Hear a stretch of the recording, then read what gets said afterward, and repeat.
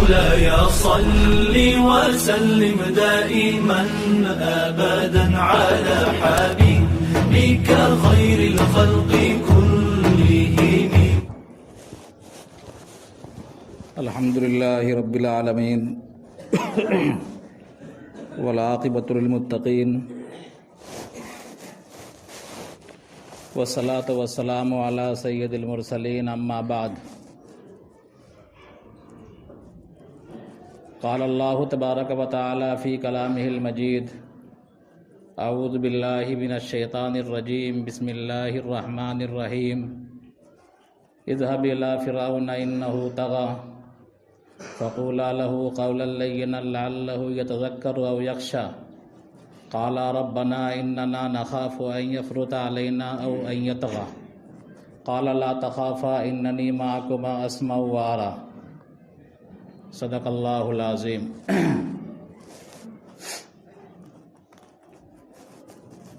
محترم بزرگوں، عزیز ساتھیوں،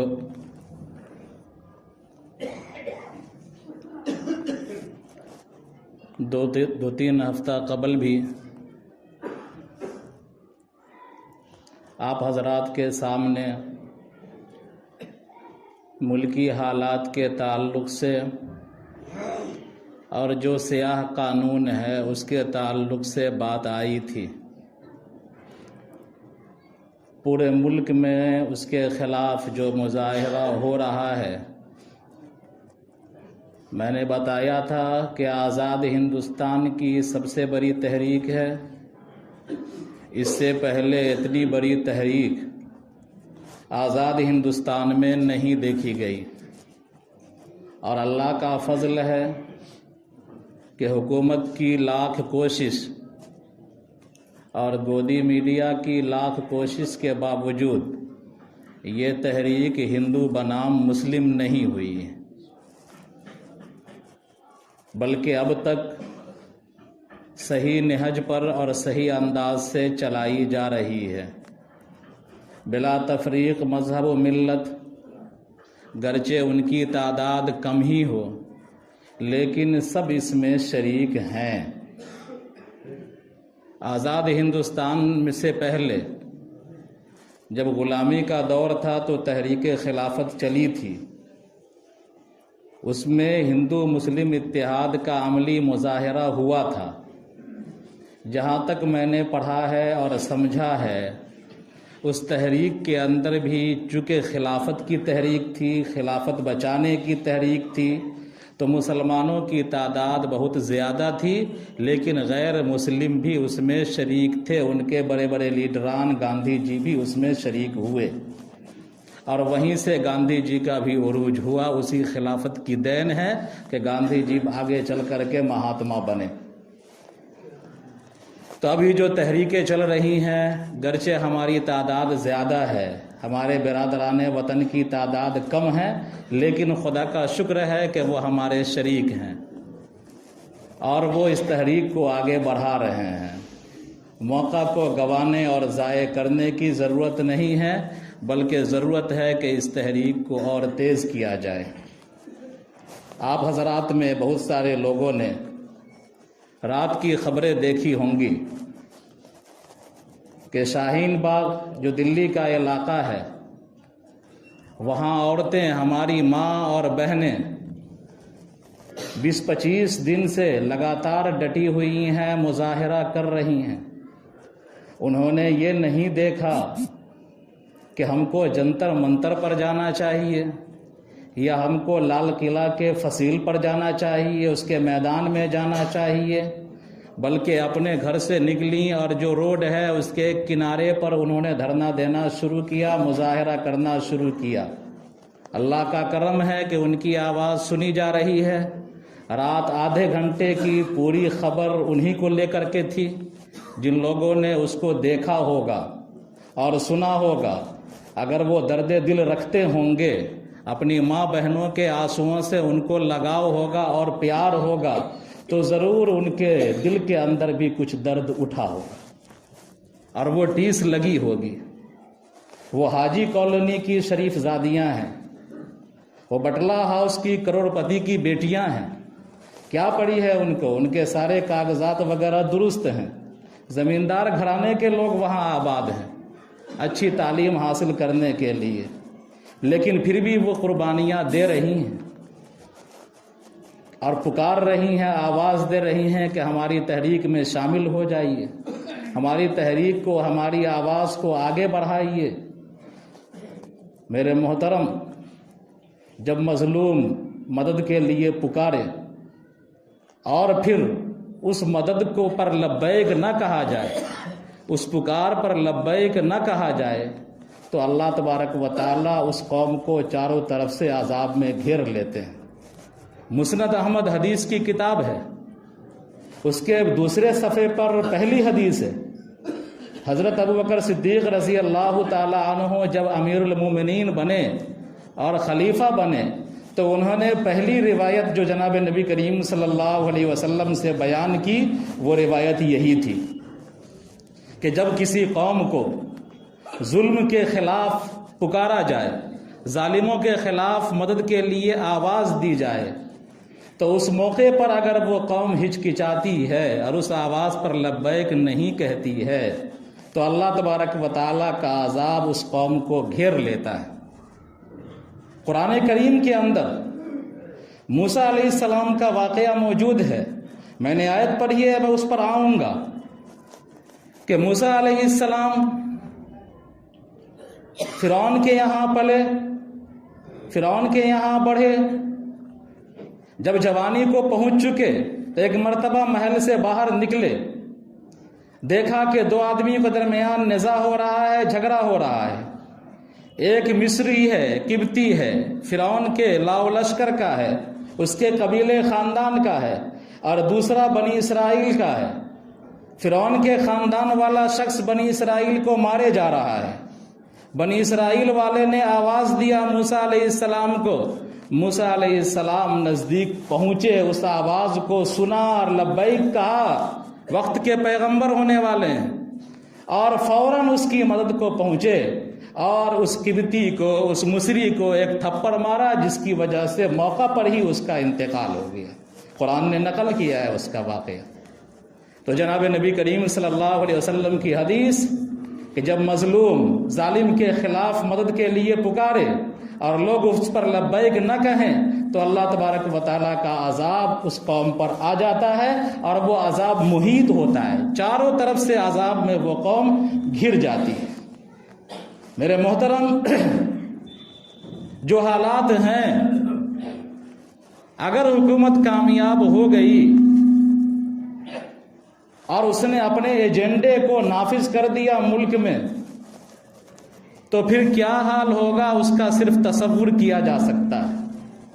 میں نے 2-3 ہفتے اس کی ہلکی سی جھلک بیان کی ہے، لیکن اگر آپ کی آواز جو حق کی آواز ہے، جو کمزور پڑ سکتی ہے، مدھم پڑ سکتی ہے لیکن دب نہیں سکتی، اگر اللہ تبارک و تعالیٰ کامیابی دے دیا تو انشاءاللہ ہماری قوم بھی سرخرو ہوگی اور ہمارا ملک بھی سرخرو ہوگا۔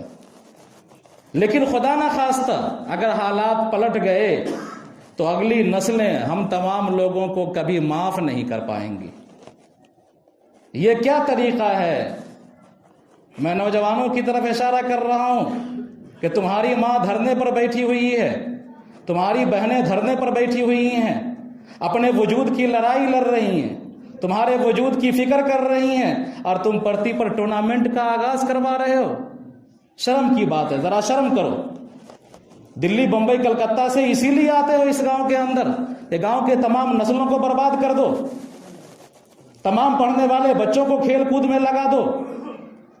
تم تو 1 مہینہ کھیل کود کر کے چلے جاؤ گے اپنا کمانے کے لیے، لیکن جس بچے نے 1 مہینہ وہاں وقت لگایا ہے، وقت برباد کیا ہے، اس کا فیوچر کیا ہوگا، اس کا مستقبل کیا ہوگا؟ ذرا سوچو۔ تمہارے ذہن میں شیطان نے بیٹھال دیا ہے کہ ہم ہر سال ٹورنامنٹ کریں گے تو پرتی پر قبضہ ہو جائے گا، تمہارے ٹورنامنٹ سے قبضہ ہو جائے گا،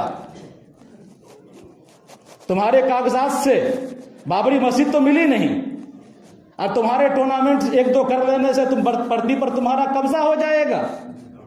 حالت یہ ہے کہ دشمنوں نے دامن پکڑتے پکڑتے تمہارے گلے کو دبانا شروع کر دیا ہے اور تم کھیل کود میں مست ہو. افسوس ہے تم پر. بار بار سمجھاتا ہوں، باز نہیں آتے ہو. نہیں آؤ، اپنا نقصان کرو گے، ہمارا کیا بگاڑ لوگے.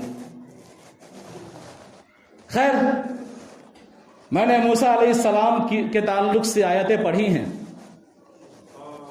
جب کوئی بڑا مقصد ہوتا ہے، اس بات کو شروع کرنے سے پہلے جو میرے دل میں ہے وہ میں آپ سے کہتا ہوں،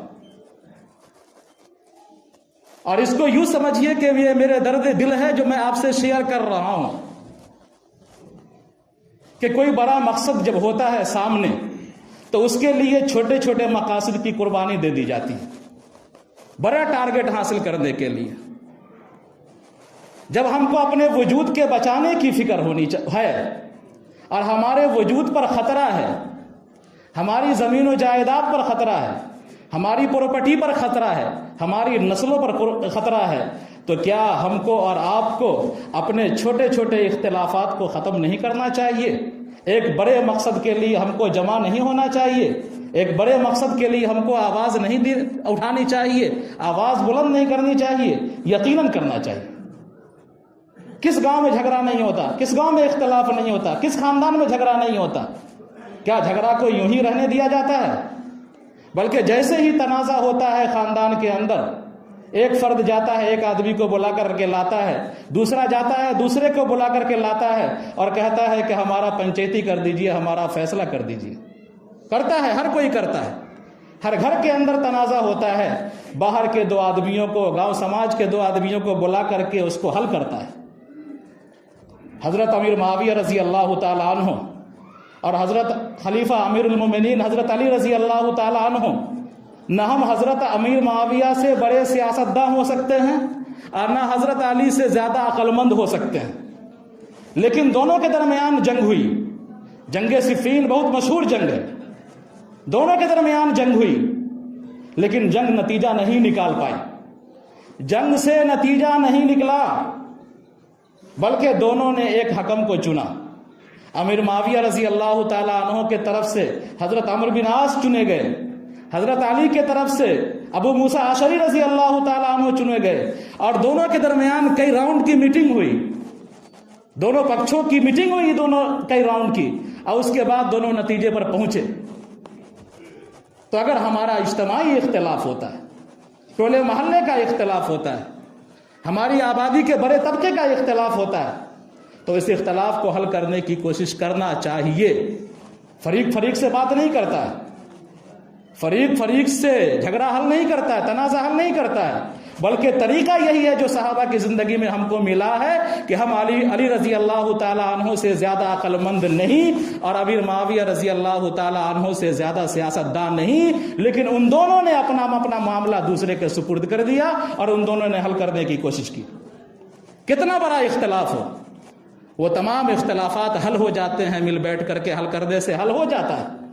مدرسے کا اختلاف ہو، مسجد کا اختلاف ہو، برادری کا اختلاف ہو، سارے اختلافات مل بیٹھ کر حل کرنے سے حل ہو جاتے ہیں.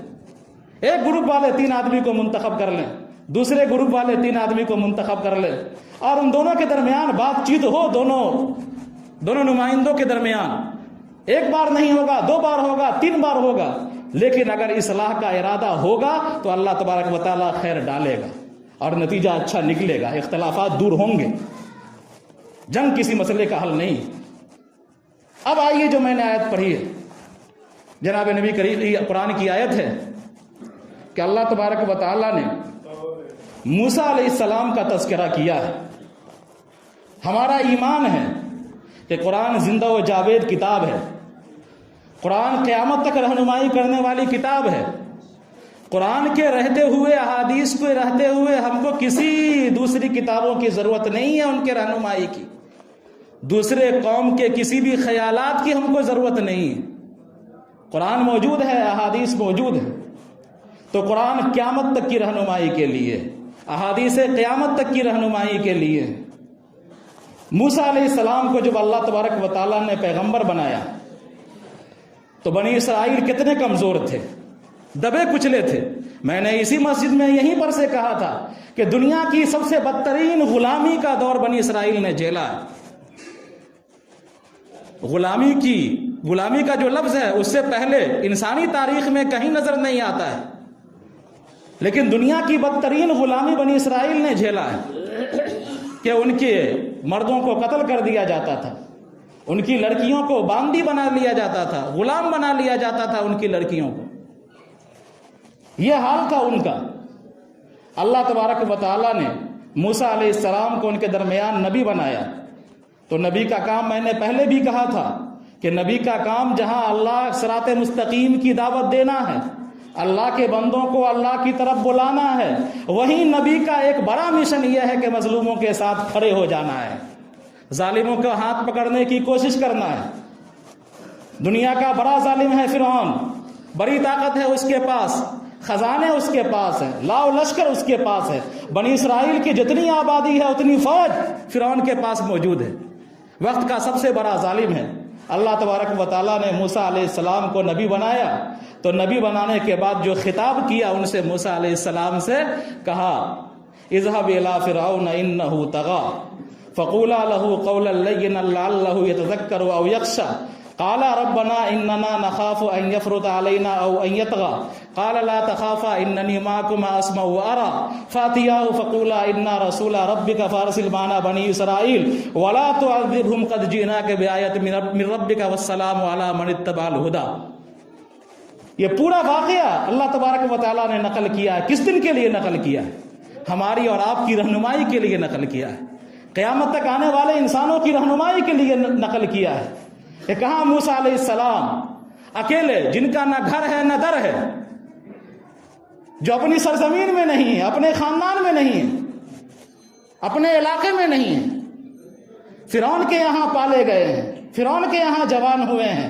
اللہ تعالیٰ نے نبی بنایا تو وقت کے سب سے بڑے ظالم، سب سے بڑے طاغی، سب سے بڑے سپر پاور کے پاس اللہ تعالیٰ نے کہا کہ جائیے فرعون کے پاس اور وہاں صدائے احتجاج بلند کیجئے، وہاں آواز بلند کیجئے، مظلوموں کے حق کی لڑائی فرعون کے سامنے جا کر کے لڑیے، بنی اسرائیل کو بچانے کی فکر کیجئے اور ان سے کہیے، نرمی سے سمجھائیے اور ان سے کہیے کہ اے فرعون طاقت تمہارے پاس ہے، اقتدار تمہارے پاس ہے، لیکن ان مظلوموں کو جو تم نے دبا رکھا ہے اس کو ہمارے ساتھ جانے کی اجازت دو، اس کو تم ظلم و ستم سے تم باز آ جاؤ،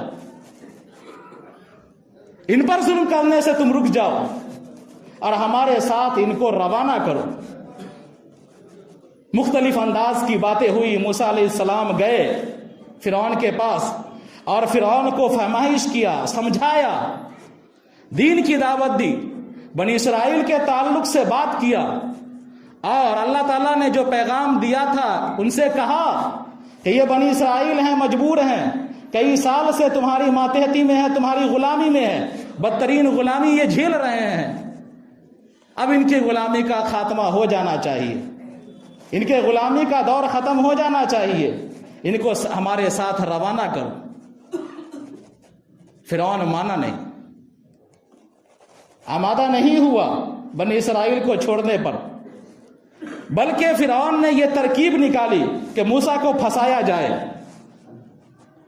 قوم کو ڈرایا جائے اور قوم کو موسیٰ کے خلاف آمادہ کیا جائے تاکہ قوم اٹھ کر کے، ہمارے درباری اٹھ کر کے موسیٰ کا خاتمہ کر دیں اور ہم پر آنچ بھی نہ آئے، ہمارا دامن بھی خون سے پاک رہے. سامراجی طاقتیں یہی ڈھنڈورا کرتی. تو فرعون نے سوال کیا موسیٰ علیہ السلام سے کہ اے موسیٰ بتاؤ ما بال القرون الاولی، کہ ہم سے پہلے جو لوگ گزرے ہیں، چاہے وہ ہمارے خاندان والے ہوں، چاہے وہ ہمارے قوم کے خاندان والے ہوں، چاہے وہ ہماری درباریوں کے خاندان والے جو لوگ گزر چکے ہیں، ان کا کیا حال ہے، ان کے بارے میں تمہاری رائے کیا ہے؟ یہ پھنسانا ہے، یہ ایک سازش ہے، یہ صرف سوال نہیں ہے. جب احتجاج کیجئے گا تو مختلف انداز سے میڈیا والے گھیریں گے، پھنسائیں گے. میں نے کہا کہ احتجاج ہوا تو میڈیا نے پوری کوشش کی ہندو بنا مسلم کر دیا جائے، تاکہ ہندوؤں کو لگے کہ یہ سرکار ہماری محافظ ہے اور مسلمانوں کے خلاف ہے، اینٹی مسلم ہے، تاکہ ان کا ووٹ بینک، بڑا ووٹ بینک محفوظ رہے۔ تو فرعون نے یہ کیا، ما بال القرون الاولی، کہ اے موسیٰ بتاؤ کہ ہم سے پہلے جو لوگ گزرے ہیں ان کا کیا حال ہے، وہ کیسے ہیں۔ اگر موسیٰ علیہ السلام کہتے ہیں کہ وہ کافر تھے، وہ مشرک تھے، حالانکہ وہ کافر تھے، وہ مشرک تھے، تو جتنا درباری ہے سب دور پڑتا موسیٰ علیہ السلام پر اور ان کا موب لنچنگ کر دیتا، ان کو مار دیتا، ان کو قتل کر دیتا، اور فرعون بچ جاتا۔ اس لیے کہ اگر مشرک کو بھی کہا دیا جائے کہ تم مشرک ہو، اس کو بھی چڑ ہوتی ہے، کافر کو بھی کہا جائے کہ تم کافر ہو تو اس کو چڑ ہوتی ہے۔ تو موسیٰ علیہ السلام نے کہا، اللہ تبارک و تعالیٰ نے رہنمائی فرمائی، علمھا عند ربی فی کتاب لا یضل ربی ولا ینسیٰ، کہ ان لوگوں کا علم میرے پروردگار کے پاس ہے، لوح محفوظ میں ہے، وہ ہم سے پہلے گزر چکے ہیں، وہ ہمارے زمانے کے نہیں ہیں۔ ہم ان کے واقعات پر تبصرہ کرنے والے کون ہوتے ہیں؟ اس کا علم اللہ تبارک و تعالیٰ کے پاس موجود ہے، اور میرا پروردگار نہ بھولتا ہے نہ اس سے چوک ہوتی ہے۔ پھر اللہ تبارک و تعالیٰ کی تعریف کرنی شروع کر دی موسیٰ علیہ السلام نے، کہ اللہ تبارک و تعالیٰ وہ ہے جس نے تم کو پیدا کیا، اللہ تبارک و تعالیٰ وہ ہے جس نے تمہارے لیے نباتات اگائے، سبزے اگائے، ترکاریاں اگائیں، میوے اگائے، تم بھی کھاؤ، اپنے جانوروں کو بھی کھلاؤ۔ یہ ساری صفات اللہ تبارک و تعالیٰ کی بیان کی۔ اب فرعون نے دیکھا کہ ہمارے سوال سے موسیٰ علیہ السلام تو پھنسے نہیں، تو فرعون نے اپنی قوم کو ڈرایا۔ یہی میں کہنا چاہ رہا تھا کہ فرعون نے اپنی قوم کو، اپنے درباریوں کو ڈرایا۔ کیا ڈرایا؟ قال اجئتنا لتخرجنا من ارضنا بسحرک یا موسیٰ، کہ اے موسیٰ، کیا تو چاہتا ہے کہ ہم کو ہماری سرزمین سے بے دخل کر دے، ہم کو ہماری زمین سے نکال دے؟ یہ فرعون کا دوسرا تیر تھا، بہت خطرناک تیر، تاکہ قوم جو ہمارے پاس درباری ہیں، جو کافر و مشرک جمع ہیں ہمارے پاس، وہ یہ سمجھے کہ موسیٰ صرف اتنا کام کے لیے نہیں آیا ہے، صرف احتجاج کرنے کے لیے نہیں آیا ہے، صرف مظلوموں کے حق کے لیے نہیں آیا ہے، مظلوموں کو ظلم سے نجات دلانے کے لیے نہیں آیا ہے، بلکہ قوم کے اندر یہ خیال آ جائے کہ موسیٰ ہم کو ہماری سرزمین سے نکالنا چاہتا ہے۔ آج سرکار کیا کر رہی ہے کہ ہمارا ڈر برادران وطن کو دکھلایا جاتا ہے کہ دیکھو مسلمانوں کی جن سنکھیا بڑھ رہی ہے، مسلمان آزادی کے وقت 7 کروڑ تھے، آج وہ 35 کروڑ ہو گئے، اگر ان کی جن سنکھیا ایسی بڑھتی رہی 2-4 سال کے اندر، 10 سال کے اندر، 20 سال کے اندر یہ اکثریت میں آ جائیں گے، ان کی حکومت قائم ہو جائے گی، ہم پر جزیہ لاد دیا جائے گا، ہم سے ٹیکس لیا جائے گا۔ یہ ڈراتا ہے۔ سامراجی طاقتیں جو بھی ہوتی ہیں وہ فرعون کے نقش قدم کو فالو کرتی ہیں، اس کو مانتی ہیں۔ تو فرعون نے اپنی قوم کو ڈرایا، گئے موسیٰ علیہ السلام اللہ کی طرف بلانے کے لیے، گئے موسیٰ علیہ السلام مظلوم کے حق میں آواز بلند کرنے کے لیے، گئے موسیٰ علیہ السلام مظلوم کی حمایت کے لیے، گئے موسیٰ علیہ السلام ایک قوم کو غلامی سے نجات دلانے کے لیے، لیکن فرعون نے اس کے رخ کو موڑا کس طرف؟ کہ تم ہم کو ہماری سرزمین سے بے دخل کرنا چاہتے، ہم کو ہماری سرزمین سے نکالنا چاہتے، یہ اس نے کہا فرعون نے۔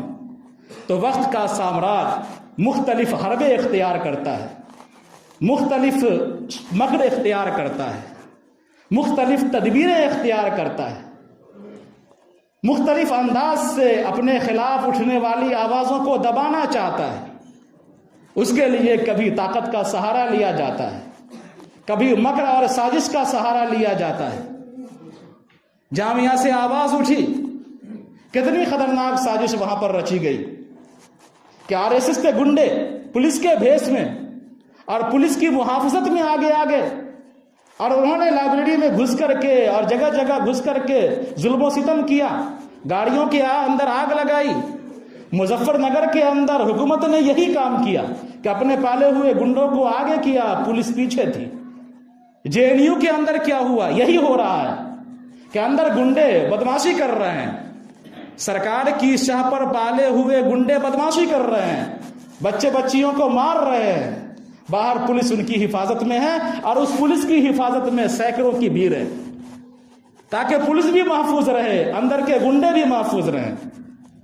تو جو سامراجی طاقتیں ہوتی ہیں جب ان کے خلاف حق کی آواز اٹھتی ہے تو اس آواز کو دبانے کی کوشش کرتے ہیں، لیکن میں نے کہا کہ حق کی آواز کمزور ہو سکتی ہے، عدل و انصاف کی آواز کمزور ہو سکتی ہے، لیکن وہ ختم نہیں ہوگی، مدھم ضرور پڑ جائے گی، اور ممکن ہے کہ احتجاج کو کچل دیا جائے، ممکن ہے کہ احتجاج کو دبا دیا جائے، ممکن ہے کہ سرکار اپنے ایجنڈے میں کامیاب ہو جائے، بہت سارے ممکنات میں سے ہیں یہ ساری چیزیں، لیکن حق کی آواز ہے، وہ انشاءاللہ روز بروز بڑھتی جائے گی۔ اللہ تبارک و تعالی ہم سب کو کہنے سننے سے زیادہ عمل کی توفیق عطا فرمائے۔